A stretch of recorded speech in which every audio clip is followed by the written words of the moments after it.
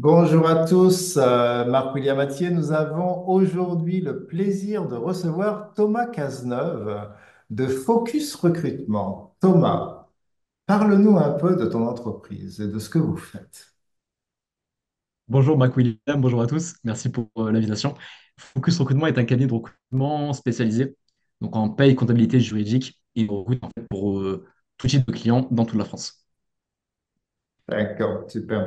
Et comment t'es venue l'idée de cette entreprise? Parce que créer une entreprise, tu es très jeune, en tout cas tu as l'air très jeune. Quel âge as-tu? 31 ans. 31 ans. Donc, et ça fait déjà 3 ans et demi, je crois que l'entreprise existe. Donc, ça veut dire que tu as commencé à entreprendre avant tes 30 ans. Qu'est-ce qui a fait que tu as eu ce désir d'entreprendre et comment est venue l'idée? Je pense que j'ai toujours voulu entreprendre depuis très jeune. J'avais déjà cette idée en tête et en fait quand j'ai terminé mes études, j'ai été chassé pour un poste de consultant en recrutement. Et en fait, ça m'a de suite plu, j'ai vraiment été passionné par le métier et j'ai effectué ce job-là pendant 3 ans au sein d'un cabinet. Et en fait, je suis parti parce que les valeurs me correspondaient plus trop. Et je me suis dit, OK, D'accord. qu'est-ce que je fais? Est-ce que je vais continuer le métier dans un autre cabinet? Et en fait, je me suis dit, OK, en fait, autant créer un cabinet de recrutement dans lequel j'aurais rêvé travailler en tant que collaborateur. Donc en fait, c'est comme ça que l'idée est venue. Et j'avais mon associé à ce moment-là qui était aussi dans la même logique entrepreneuriale. Et on s'est dit, OK, on se lance à deux, on y va, on crée le cabinet qui va être numéro un. Et c'est parti comme ça. Ah oui, c'est numéro un ou rien, c'est ça? Exactement. Oula, bah justement, parle-nous de cette ambition. Qu'est-ce qui te motive et comment tu fais pour garder cette énergie, cette envie d'aller de l'avant? Parce que c'est quand même pas aussi simple que ça que d'entreprendre. Je pense que le sport, ça m'a vraiment aidé là-dedans. Parce Oui, que je fais aussi du chessboxing à côté. C'est un sport qui d'accord. mélange la boxe anglaise et le jeu d'échecs. J'ai été 2 fois champion du monde de ce Alors, sport-là. comment on fait du chase Donc en fait, boxing? C'est quoi ce truc? je- tu fais 3 minutes d'échecs et 3 minutes de boxe anglaise. Ah ouais, Et jusqu'au KO à l'échec et mat. Et donc waouh! en fait, j'ai toujours eu cette discipline, cette rigueur. Depuis que j'ai 15 ans, je m'entraîne tous les jours. J'ai toujours travaillé dur. Et en fait, je pense que ça m'a vraiment aidé aussi pour l'entrepreneuriat où je me suis pas trop, entre guillemets, posé de questions. J'y suis allé et je savais que j'allais y arriver et j'y suis allé à 100 à l'heure tout le temps, quoi. Ah ouais, c'est un truc de fou ton histoire. Donc, il faut un cerveau en alerte à chaque instant quand on est dans ce genre de truc. C'est Ouais, exactement. Dans le moment waouh, présent et waouh, c'est waouh, d'être waouh, ouais, waouh. d'être concentré au max. Mais c'est très similaire Ouais. avec l'entrepreneuriat finalement. Donc je pense que Oui. cette expérience dans le sport, ça m'a aussi aidé. Et même si je suis très loin de l'endroit où je voudrais être, je me dis, ok, bah, c'est pas grave, je continue et chaque jour, j'essaie de faire de mieux en mieux, quoi. Alors, je sais pas ce que ça veut dire très loin de l'endroit où tu voudrais être, mais alors, sauf erreur de ma part, hein, vous êtes déjà une trentaine à l'intérieur de la boîte. Elle a un petit peu plus de 3 ans, hein, on va dire une quarantaine de mois, donc en gros, un salarié par mois, quoi, on va dire. Enfin, à ce rythme-là, tu vas devenir numéro un de manière assez rapide. Tu as tout ce qu'il vous fait au passage. On espère, on espère. Non, en vrai, on n'a pas non plus pour vocation d'être un géant du recrutement en soi. On veut pas non plus concurrencer voilà, Hayes ou ce genre d'énormes cabinets. On veut rester un D'accord. cabinet aussi à taille humaine, mais être leader sur notre secteur. Donc, par exemple, si on est effectivement en paye comptable juridique, on va être voilà, le cabinet numéro un sur ces domaines, mais on veut quand même aussi garder une expérience collaborateur qui est ultra forte. Et on Ouais. trouve que voilà, si on passe, demain on est 500, je pense que voilà, ce que les collaborateurs vivent au sein de Focus, on est vraiment aussi une petite famille et je pense que ça, on risque de le perdre et c'est pas trop notre ADN non plus, quoi. Ouais, c'est intéressant cette notion de famille. Et puis tu nous parlais aussi tout à l'heure du fait que bah, tu étais toi préalablement un collaborateur à l'intérieur d'une structure et tu n'avais pas envie de faire vivre à d'autres ce que toi-même tu avais vécu. Est-ce que entre le moment où tu as créé les idées que tu as eues avec ton associé, la manière dont vous voyez le cabinet, est-ce que vous avez réalisé jusque maintenant? Est-ce qu'il y a une différence ou est-ce que vous avez fait exactement ce que vous pensiez au départ? On essaye du moins, mais on avait Oui, en fait pour vocation de créer une entreprise libérée. Donc oui. c'est-à-dire vraiment voilà, une boîte dans laquelle il y a jour de repos illimité, il n'y a pas d'horaire, télétravail aussi à la convenance. Et ça, en fait, c'est un modèle qui bouscule un petit peu les codes de ce qu'on a en France. Et ce qui fait qu'au début, Mhm. c'était très compliqué à mettre en place. C'est-à-dire qu'en fait, il y a des gens qui l'ont direct, quand on a dit ça, ils l'ont direct intégré. En mode, ok, ben voilà, j'arrive quand je veux, je pars quand je veux, c'est juste normal. Et d'autres, ben, typiquement, s'ils partaient à 16 heures, ils disaient oui, je pars parce que j'ai kiné, parce que je dois Ouais, récupérer mon enfant. Et j'étais en mode, non, mais ouais. en fait, il y a pas de justification à donner. Je dis, voilà, vraiment, et ça, on a dû vraiment aussi le répéter, l'inculquer, pour voilà, justement construire ce modèle d'entreprise libérée au maximum, parce que c'est vrai que c'est quelque chose qui n'est pas forcément naturel chez toutes les personnes. Donc voilà, on a dû vraiment bosser là-dessus en disant, OK, voilà, on vous fait confiance, vous arrivez quand vous voulez, vous faites quand vous voulez, enfin, on s'organise, on vous donne un objectif au trimestre, et c'est à vous de vous organiser pour l'atteindre. Et voilà, et si vous partez à 15 heures, c'est normal, il y a pas de réflexion, c'est juste naturel, quoi. Ouais, c'est vrai, comme tu dis, c'est pas encore totalement dans l'air du temps, même si on se rend compte que voilà, on a des manières de travailler depuis, merci Covid, hein, quelque part, parce que ça a complètement chamboulé la manière de penser, hein, la relation au travail et quelque part, bah, chacun devient un peu allez, un indépendant. Il est quelque part un indépendant. En tout cas, il est en autonomie beaucoup plus élevée qu'il l'était au préalable. Euh, Quand tu regardes un peu ces 3 ans et demi qui viennent de s'écouler, quel a été pour toi le principal challenge et comment tu y as fait face?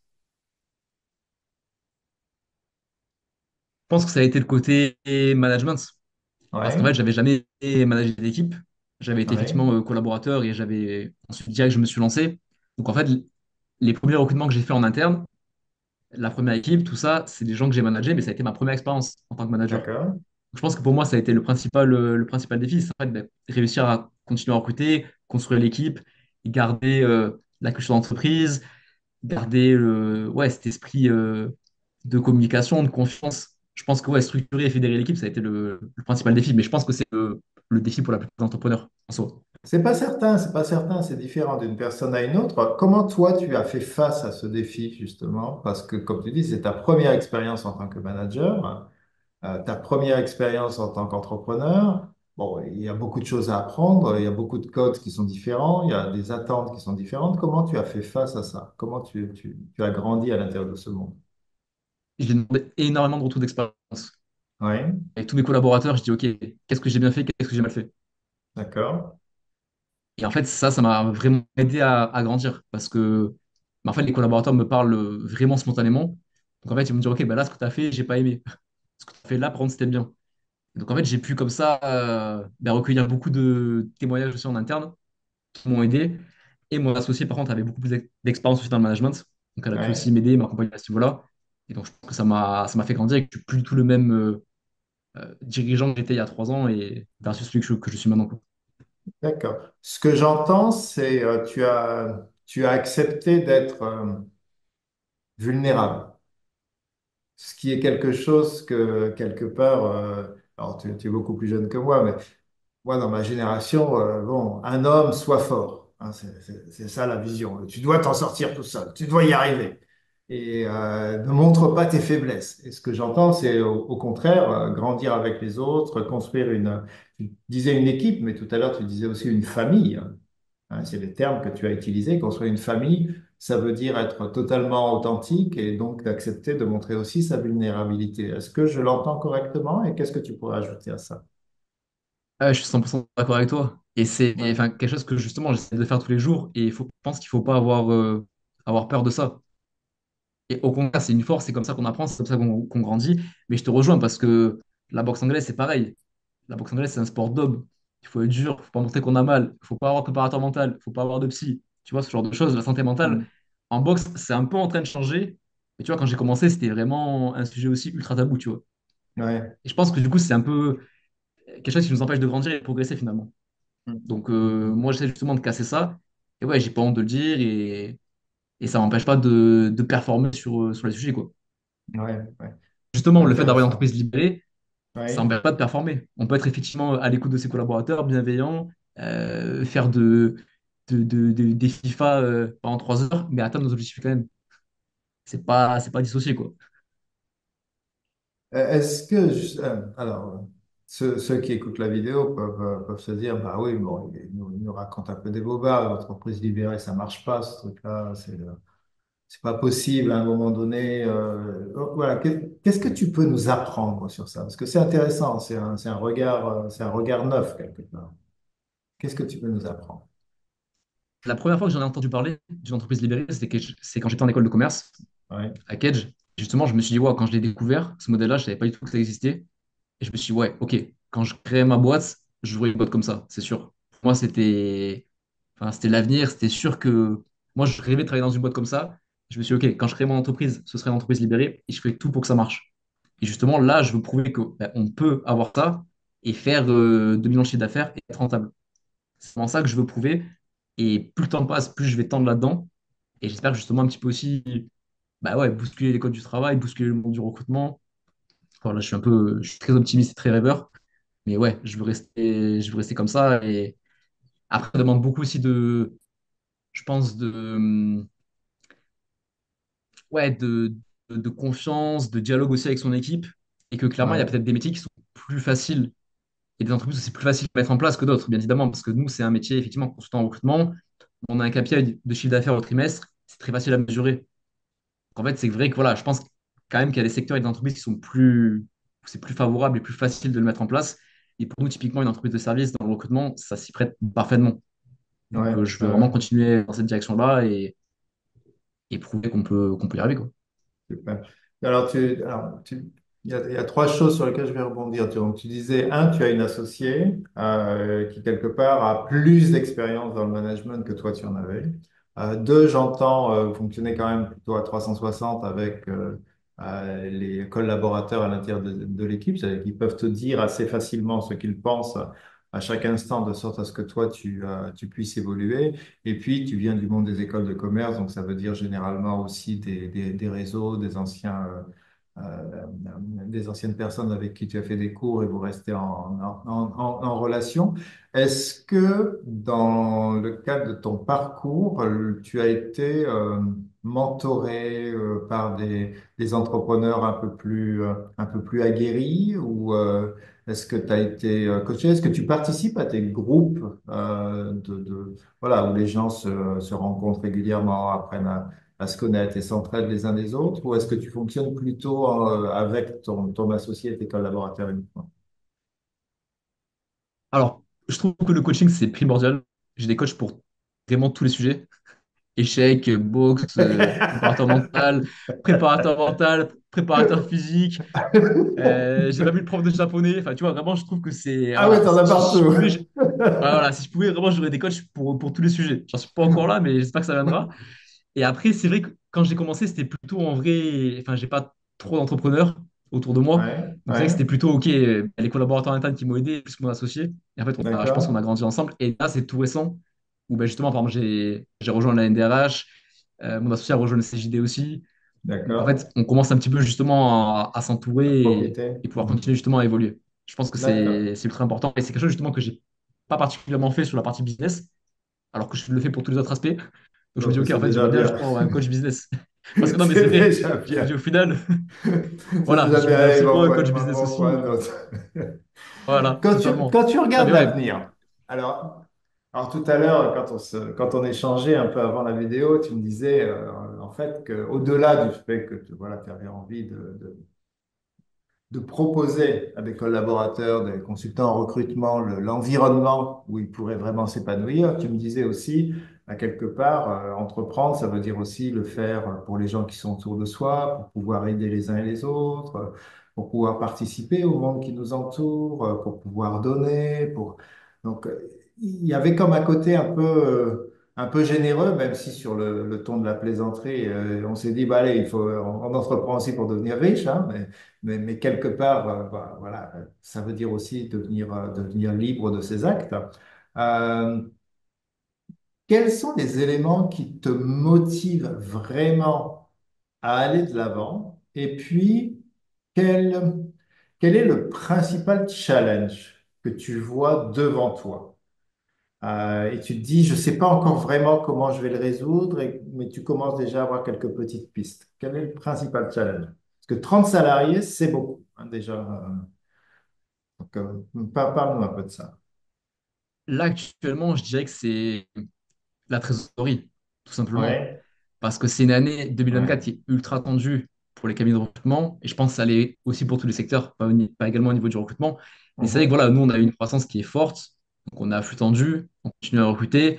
Et donc, en fait, ce challenge, c'est vraiment de se dire, OK, j'imagine qu'on est tous sur un navire, et le but, c'est que j'aille le plus loin possible. Et que chaque jour, en fait, j'arrive à naviguer 50 mètres de plus, tu vois. Vraiment, c'est Ouais. survivre tous les jours, un jour de plus pour aller de l'avant et continuer à avancer. Et ce qui me drive, c'est bah aussi, j'ai envie de sauver l'équipe, entre guillemets. Tu vois, j'ai Ouais. envie que l'entreprise, elle continue à avancer, qu'on arrive à atteindre nos objectifs, et je veux pas que ça coule, je veux pas que les mecs soient en galère. Donc, je continue à avancer. J'ai toujours cette ambition ouais, d'être millionnaire et de continuer le développement d'entreprise. Donc, c'est ça qui me drive au quotidien et c'est ce que je me répète tous les jours, quoi. Et je lâcherai pas tant D'accord. que j'y suis pas. Ok, ok, ok. J'entends quand même un sujet que voilà, beaucoup d'entrepreneurs mettent en avant, hein, c'est que on peut avoir toutes les meilleures idées du monde, tout ça, mais qu'en réalité, il faut penser cash, cash, cash, cash, cash, parce que la trésor, c'est quand même le nerf de la guerre à chaque instant, et le banquier, bon, quelque part, il n'est pas là pour pouvoir, pour pouvoir nous en donner, et il le fera pas de toute façon. Hein. Ouais, Et- totalement. ouais. Enfin, comme on a dit, c'est l'ère de la guerre et c'est ce que je répète aussi à l'équipe, quoi. Et qu'en fait, ouais, s'il faut toujours de nouveaux clients, toujours prospecter, toujours envoyer, et c'est ça le nerf de la guerre, quoi. Effectivement, Ouais. et quand, je prends mon exemple aussi, mais quand je me suis lancé, j'ai pas pris 1000 ans à faire un logo, un site web, ce genre de choses, quoi. Je me suis lancé, j'ai dit, OK, objectif, je rentre mon premier client. Je rentre mon premier client, je fais mon premier placement et je fais ma première facture. C'était ça la priorité, en fait. Ouais, Et je ouais, pense qu'il y a ouais. beaucoup d'entrepreneurs aussi, même des gens autour de moi enfin, qui veulent essayer de se lancer et qui prennent beaucoup de temps à réfléchir à des choses qui sont pour moi pas forcément essentielles, quoi. Je leur dis, OK, mais en fait, si tu veux te Intéressant ça, lancer, ouais. Hmm. tu veux tester, bah, en fait, ben, trouve un client. Ouais, Tu vas vite savoir si ton offre, elle marche ou pas, quoi. ouais. T'as une offre, Passe bah, moins OK, de ben, temps à trouve un client, réfléchir va à ton là et. logo. Passe moins de Ouais, temps à réfléchir à ton logo si c'est le bon bleu ou pas le bon bleu, ou que tu as vu le même bleu chez un concurrent, et passe plus de temps sur le terrain et aller chercher le client. C'est ce que j'entends, ouais, c'est ça? totalement. Parce qu'en fait, Oh, le marché a toujours raison. Enfin, entrepreneuriat, ouais. c'est dire tu fais du cash, t'as raison, tu fais pas de cash, t'as pas raison. Pour moi, c'est très simple, quoi. Il n'y a pas de. Ah ouais, c'est intéressant comme tu le présentes. Tu fais du cash, tu as raison. Fais pas de cash, t'as pas raison. C'est c'est très clair. S'il y avait une version encore plus jeune de toi, si tu revenais un peu en arrière, je sais pas, 5 ans, peut-être même 10 ans d'ailleurs, avant que tu fasses école de commerce, pourquoi tu as décidé de faire une école de commerce? Qu'est-ce qui a fait que tu t'es orienté vers ça? Eh ben, très bonne question. J'ai fait maths spé. Ouais. Donc, en fait, j'avais soit école d'ingé, soit école de commerce. Et en gros, j'ai un petit rapide ou face en mode, OK, bon, en fait, ouais, je vais en école de commerce. Mais c'était très. Franchement, franchement, D'accord. c'est vrai. En fait, de base, j'étais nul en sciences de l'ingénieur.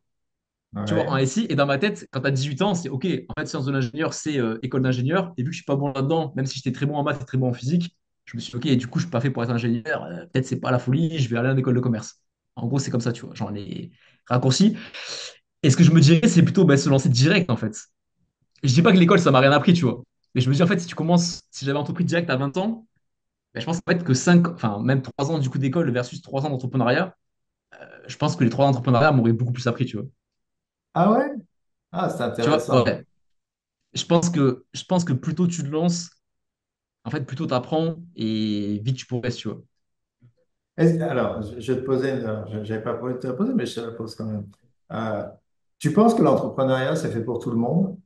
Si tu ne penses pas que c'est fait pour tout le monde, quelles sont les qualités essentielles que tu penses indispensables pour entreprendre, pour devenir un bon entrepreneur?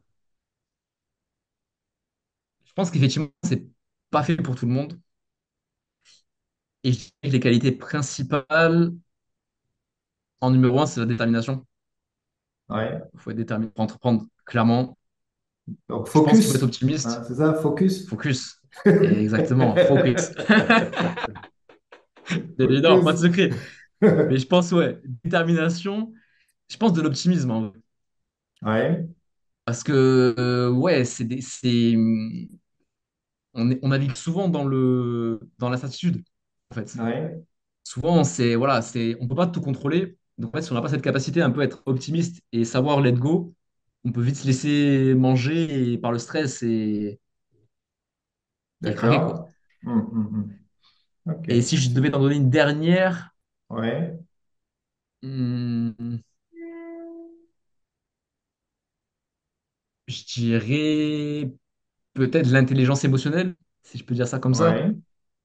Ouais, ouais, Tu très vois, mais bien. vraiment, en fait, être, ouais, savoir, en fait, écouter, communiquer, parce que pour moi, c'est la base, que ce soit dans la relation avec tes clients, mais également avec tes collaborateurs, tu vois. Être à D'accord. l'écoute et Ok. savoir, voilà, apprendre à communiquer, ce genre de choses. Mais ça regroupe un petit peu, ouais, l'intelligence émotionnelle, je dirais. D'accord. Ok. Super, super. Merci beaucoup, Thomas. Est-ce qu'il y a quelque chose que tu voudrais ajouter avant qu'on se quitte? Tu veux nous parler peut-être un petit peu plus de de ta structure, de ce que tu recherches, voilà. Qui sont tes clients? Exactement, tous ceux qui vont voir cette vidéo, Thomas Cazeneuve sur LinkedIn. Contactez-moi avec plaisir pour tous vos besoins en recrutement et je me ferai un joie de vous trouver la pépite. Ok, super Thomas. Donc c'était Thomas Cazeneuve, Marc-William Mathieu. Nous avons eu beaucoup de plaisir à échanger ensemble. Thomas, merci beaucoup pour le temps que tu nous as accordé et puis surtout belle continuation. Et puis j'espère qu'il y aura de nombreux millions que tu pourras partager avec tes collaborateurs, tes amis et ta famille. Merci beaucoup. À bientôt.